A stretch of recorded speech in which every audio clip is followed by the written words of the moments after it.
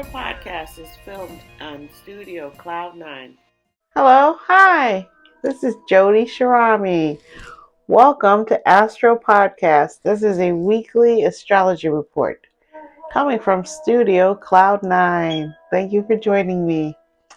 We have a very, very busy month of April. We talked about that last week. And as of yesterday, Venus has now shifted into Aries.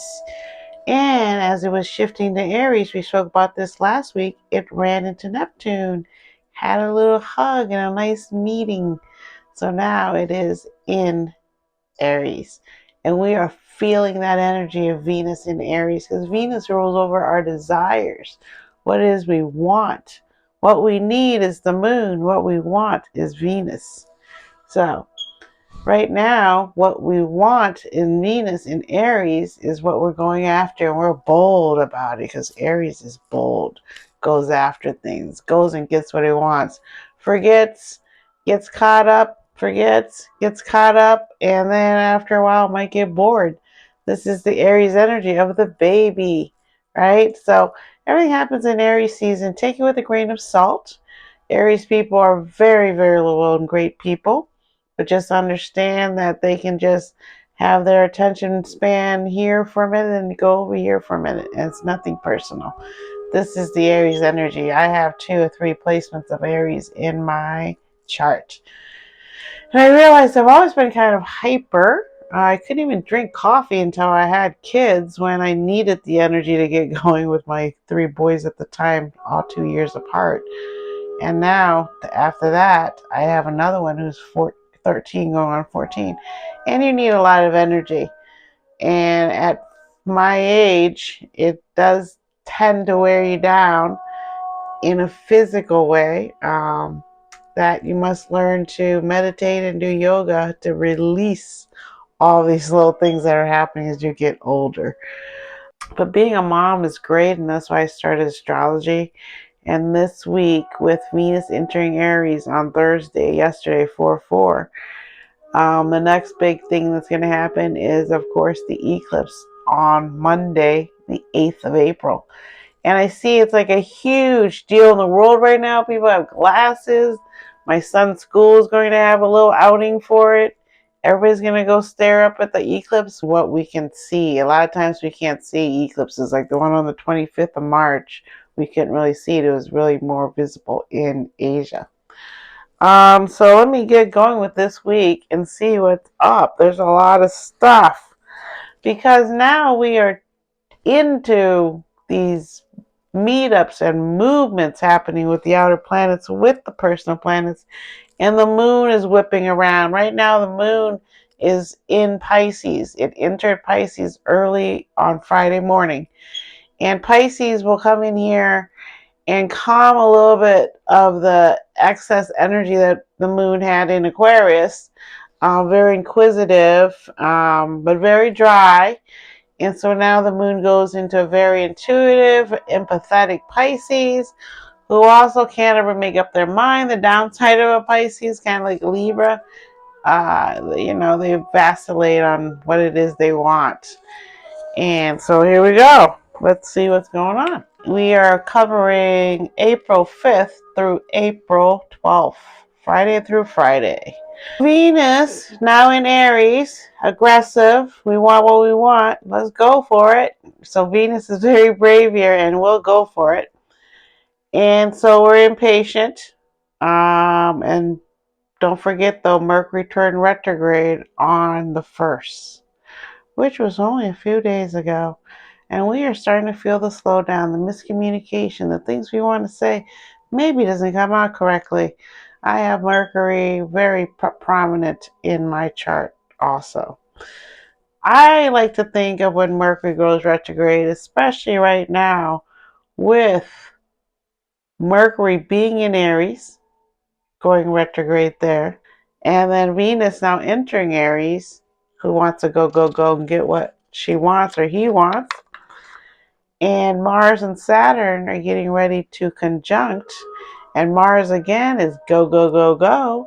But Mars is going to run into Saturn, which is like a cold wall.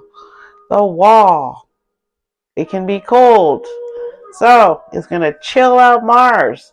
And Mars and Saturn are going to meet up here in Pisces. So we have a block. We have basically Titanic running up against an iceberg, right? We can avoid it. We can just go by and say, hey, which is what hopefully Mars tries to do, right? And what else is going on that same time? Venus is also, after it's moved into Aries, into that very first or second degrees of Aries, on the 6th, which is tomorrow on Saturday. So I like to think of any Mercury retrograde as that saying 2 steps forward, 1 step back, or 3 steps forward, 2 steps back, however you memorize it. Basically saying with Mercury retrograde and Mars running up against Saturn in Pisces, it's really not a situation where we can exert our energy and get anything moving yet. So this is the energy of basically the year, is that as soon as we start to get any type of momentum, the outer planets are going to start to take a long nap. And Mercury's going to take another nap again at the end of the year. So there's all these things happening, and the energy in Aries makes it so go, go, go, go. I need to go. I need to go. I want that. I want that. I want to see that. I want to have an adventure. I want to do this. I want to say that. I want to write that. I want to talk to you. So that's what Aries is. This is the sun exalted in Aries. The sun loves being here. The sun is about itself. Aries is about itself, knowing itself, who I am, what I'm doing here. So the sun loves being here because the sun gets rejuvenated, because the sun never goes retrograde. The sun just travels around. So when the sun gets here, the sun gets more energized. It's like just had its spa time in Pisces, having all these, deep tissue massages and, having some nice breakfast and, doing yoga. Now we're ready. Now we're in Aries. Now we're like, let's go. So when the sun, it represents your body. So the sun, your body is ready to go in Aries and get out there. And this is usually the time people start to, really take their New Year's Eve promises into effect and start to work out and lose weight and get your body ready for the summer. So this is the time, and that's why it's considered the solar new year, because it is in the spring. And this is a big, big one because this solar eclipse coming up is the big, big deal. Venus is also meeting up with Pluto tomorrow. And that is going to really make us deep dive into what we want. Because Venus right now is in Aries. And Pluto's going to be like just gently saying, oh, so are you willing to change this to have what you want? Are you willing to move to the place you want? What is it are you willing to do? Because Pluto is about, changing it up, completely clearing the slate clean, starting over. So usually it involves something that's serious, long term. So Venus is going to go through that tomorrow after having met up with Neptune and having this nice time to dream and imagine what it wants. Now it's going to go meet up with Pluto, and Pluto's going to say, so what are you thinking? What are you willing? What's the plan? And then also tomorrow on Saturday, I forgot about this, Mercury has a little bit of a spat with Mars. And Mercury's napping in Aries. And Mars is still in Pisces, getting very close to meeting up with Saturn and having a spat with Mercury at that same time. So this is going to make us really feel frustrated tomorrow, where we're like that baby where we've been put in a timeout and we're just shaking inside the crib, rattling that crib, trying to get out. Arr! So tomorrow might feel like that on Saturday. I suggest always go out in nature, exercise, get out that aggression, do things like that, chill, relax, do what it takes for you to not feel this pent up energy. And then we get into Sunday, and the moon moves into Aries on Sunday as it prepares to go and make a solar eclipse with the sun in Aries at 19 degrees.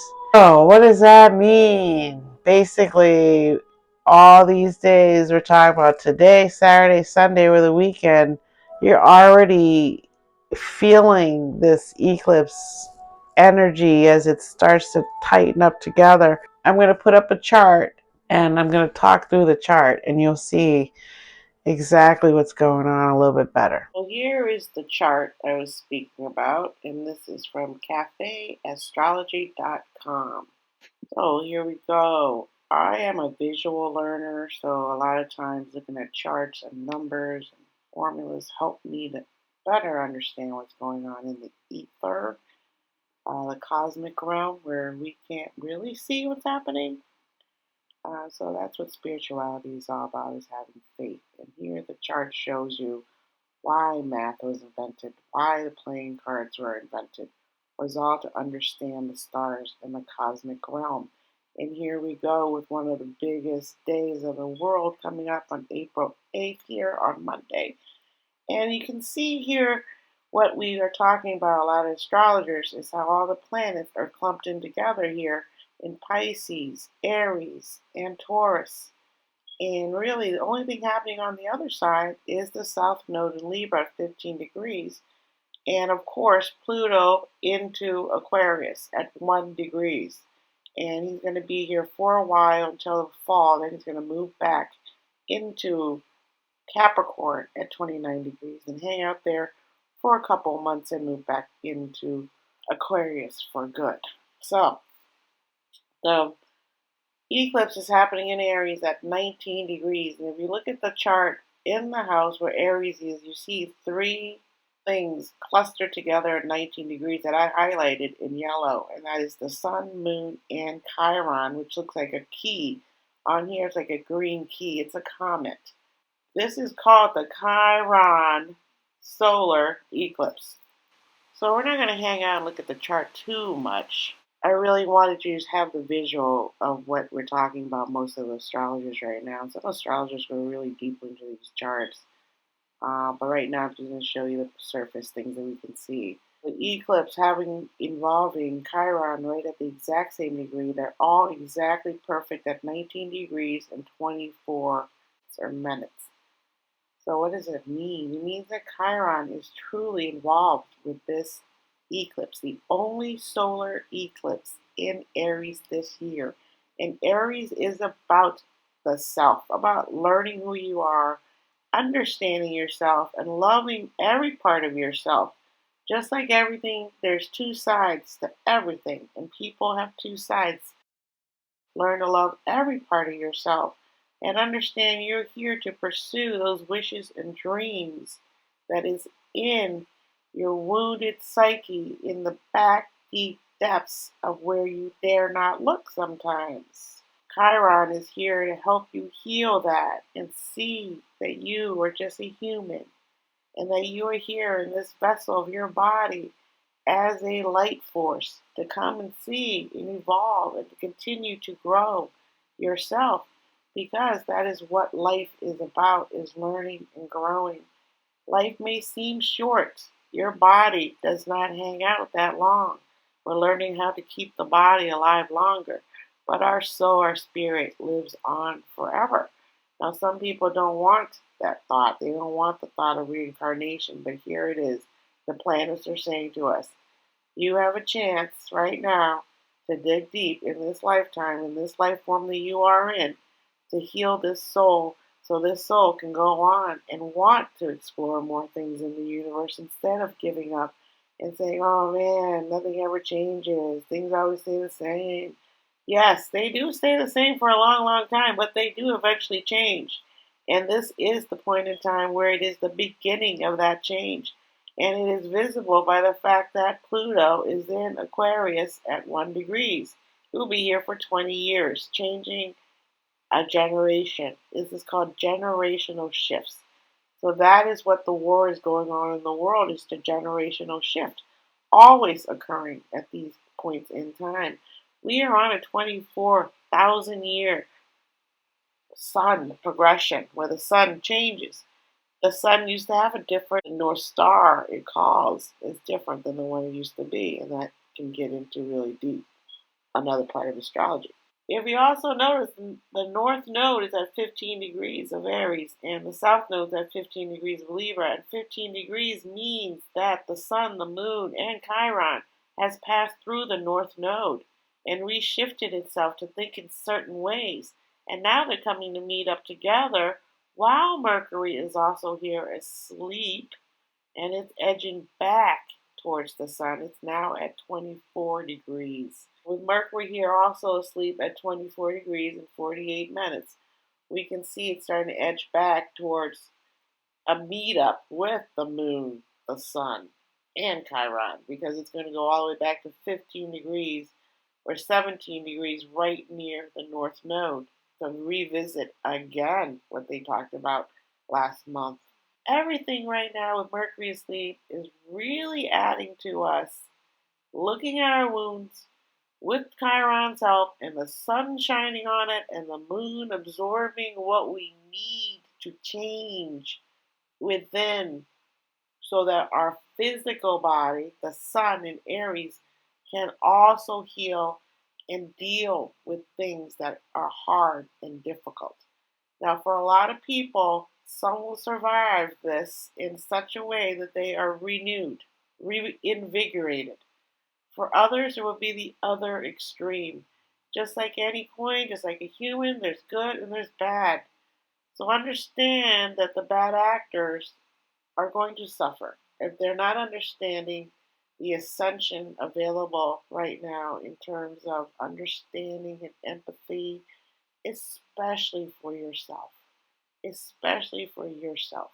I'm going to say it again because it's so important. People think a lot of this is not important, but it's so important. The only reason we're on Earth is to continue to grow, to rise. Our job here is to rise. That's all I can say. And I don't want to be judgmental because the Virgo and we can't do that.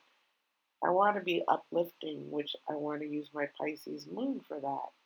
And with Pisces, you can see Mars is inching closer to Saturn at 13 degrees and 14 degrees. But we've pretty much been feeling this for about a week. And we're really going to feel it this week as they get together, which I talked about also in this podcast. Now that we see the chart, let's go back to our regular programming. Okay. So now that you've seen the chart a little bit, you understand that this solar eclipse is super, super powerful. It is the only new moon Aries this year.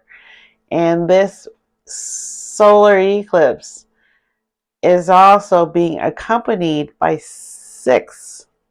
So 6 planets are all huddled here together. The moon in Aries, the sun in Aries, making the solar eclipse, right? The North Node, which is in Aries. Also Chiron, which is the centaur, the great healer, the coach, the person that has gone through something and now wants to help and heal, like a Mother Teresa. And also Mercury, who's retrograde here, and Venus are all in Aries. This is a fated new beginning of the new solar year, the seasons. We are having right now the birth of this Aries season. Its message is clear. Be bold, be a leader, know who you are, follow your gut and go for it. Even if you make a mistake, it's normal. That's what being a human is. And that's what the sun is. Rules over your body. This is being a human. The sun in Aries, being a human. I know who I am. I'm going out and I'm going to go for it, right? And of course, I need rest. So don't forget to rest also this weekend while you're thinking of things you want to do.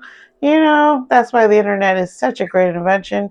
Because when you want to do something, but you really can't, the internet, you can kind of search and do all kinds of stuff on there that you don't have to go outside the house for, right? It's a little bit too easy sometimes. We're going to talk deep dive into Monday, which is the solar lunar eclipse in Aries. Okay, so what's going to happen here? Well, the thing is that Chiron is also exactly at 19 degrees with the sun and the moon meeting exactly, completely perfected, exact same degree and everything. A lot of the astrologers are calling this a Chiron eclipse. We will talk about Chiron right now. Chiron is here to help you heal and help you with your PTSD, things that affect you back here in your mind that itches your mind sometimes, and you're like, what is that? Like, let's say, like last night, I got woke up again at about the witching hour for me and my angel here, 2:33, 2:30 or 3 usually a.m. And I couldn't go back to sleep. I tried, and this is when that memory wants to pop up. And right now, a lot of memories are going to pop up because all the planets are out here popping things up in our mind so we can remember and heal our inner pain, our inner child that we carry around with us for a long time. And until Carl Jung really discussed it and Sigmund Freud. Anyways, this eclipse, because Chiron is involved, it's really about forgiving that whoever caused that wound to our inner child or whatever it is. It's about forgiving them and understanding that whatever it is they're doing, they're in pain and they're lashing out. So you need to heal yourself and say, well, me being angry was not the right answer to how I should deal with that. I forgive, but I also want to forget. I don't want to go over it again, right? Because that makes you crazy expecting a different result doing the same thing all the time, right? That makes you insane. So Chiron is here with the sun and the moon, our body, our need, the moon, what we need. And now Venus is here, what it is we want.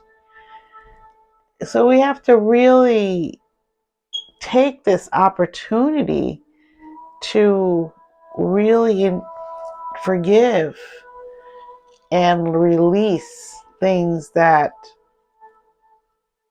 you could not control back then. And so now you can move forward after you cleanse the slate clean, wipe off the chalkboard, erase, let it go, right? And that's what this is about, is healing yourself, loving yourself. You need to reconnect your wounds. And why do we do this? Because I know a lot of times people say, oh, you keep rehashing the past. You keep talking about the past. Let it go. Let it go. So long ago, stuff like that. And it's like, the reason I rehash the past, especially with specific people, is because I don't want the story to be forgotten. And I also don't want the story to be told from their point of view if I was there and it affected me. So I would tell the story again if it affected me, and this is how I want it to be remembered because it's my story, right? So these are the things we're talking about with Chiron healing. And with Aries here, as the baby. The healing can come quickly because babies have short-term memory at first, right? When they're young, they just, it seems like they forget easier, right? With this happening, we want to repeat the story, but not to repeat the action. With Mercury here, Mercury jogs our brain and it's retracing its steps and it's remembering things that happened yesterday, last week, the week before, the month before, all the way back to March. I believe March 19th when it started to slow down, March 20th. So we're going to think back to that. And there's going to be a lot of juggling around of things because it's going to run into all kinds of other things. Because now that it's stored its memory and it's remembering things, now when it moves through Chiron, the sun, and the moon, when it moves through the 19 degrees, it's going to have with it this memory that it had with this meeting with the moon, the sun, and Chiron. It's going to have a healing hug together, healing our bodies, healing what it is that we need to be happy, healing that wound, the things that we can release, healing. So then it doesn't end because now Jupiter by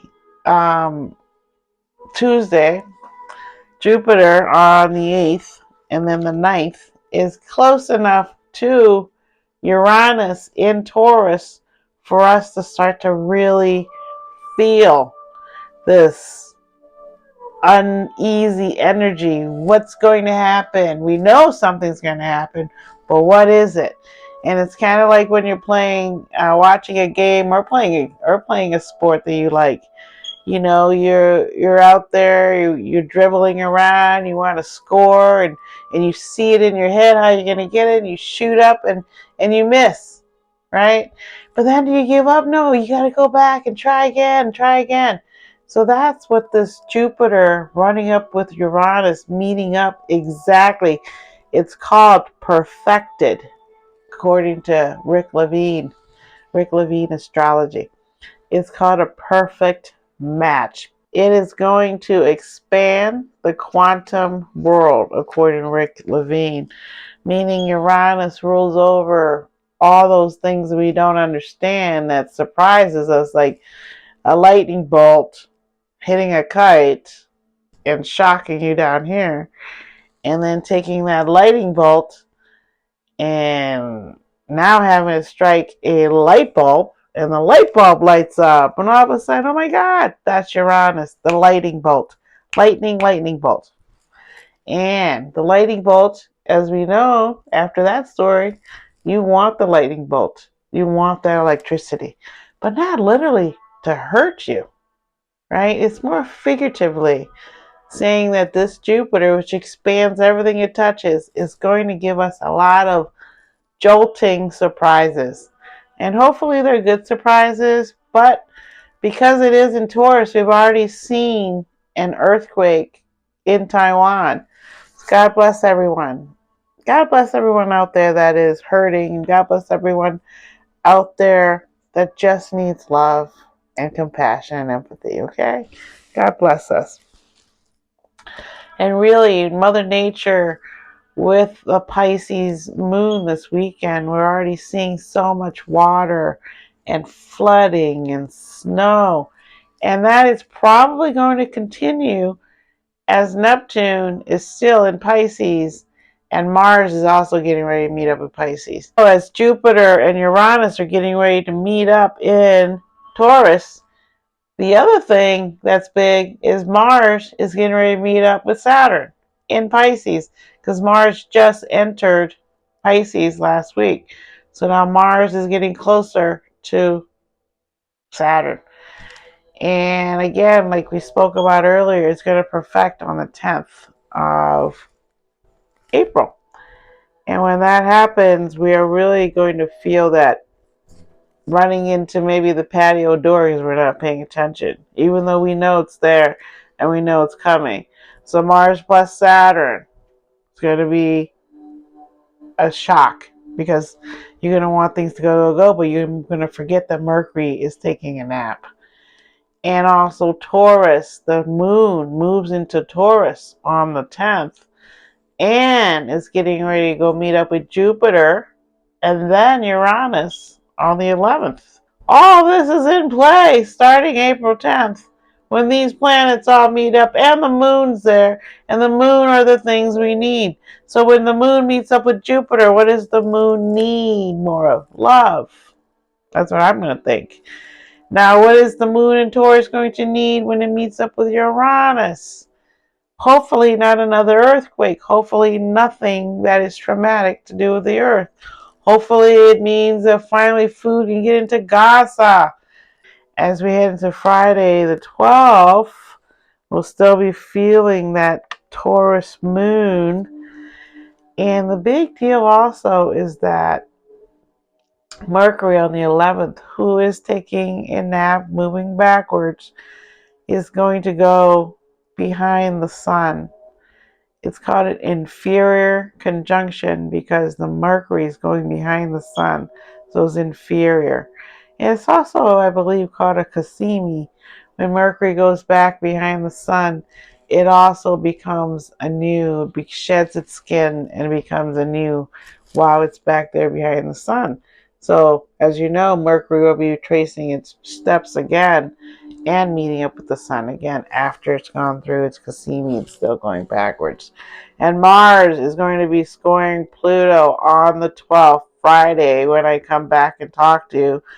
And that means usually war, because the last time Mars did this with Pluto back in October, the Israeli-Palestine war began. Big news, Venus enters Aries on the 4th, so on the 5th, Venus is interacting with Pluto. And then on the 8th is the big news of the year. It's called the solar eclipse. And please be diligent and careful with Mercury retrograde. And it's in the same sign as the eclipse. And all kinds of stuff is happening there. So please take it easy. And thank you for showing up here. I appreciate you. Please subscribe, like, it would help me. And I appreciate you. And really get out there and see the eclipse if you can. Thank you for being here. Lots of love and kisses. Mwah.